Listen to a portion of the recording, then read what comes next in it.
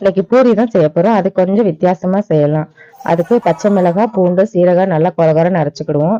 4 cup கோதுமை மாவு, 1/4 cup அளவு கடலை மாவு, நம்ம அரைச்ச பச்சை மிளகாய், மஞ்சள் தூள், மல்லித்தூள், கறி மசால் தூள், தேவையான அளவு உப்பு, தண்ணி சேர்த்து நல்லா பிணைஞ்சு எடுத்துக்கிடுவோம்.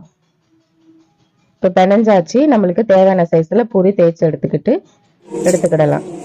இப்போ சைடில் உருளைக்கிழங்குக்கு எண்ணெய் சூடானதும் கடுகு, வெங்காயம், பச்சை மிளகாய், கருவேப்பிலை போட்டு வதக்கிட்டு இஞ்சி பூண்டு பேஸ்ட் நம்ம வேக வச்சு எடுத்த உருளைக்கிழங்கு சேர்த்து தேவையான அளவு தண்ணி சேர்த்து நம்ம கலந்து விட்டு வேக வச்சிடலாம். இப்போ எண்ணெய் சூடா இருக்கு. நம்ம ஒவ்வொரு பொரியா உள்ள போட்டு பொரிச்சு எடுத்துடலாம்.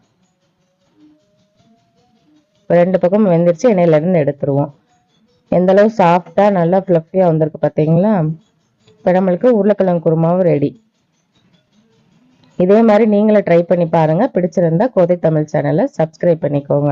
நல்லா சாஃப்டான பொசு பொசுன்னு பூரி ரெடி.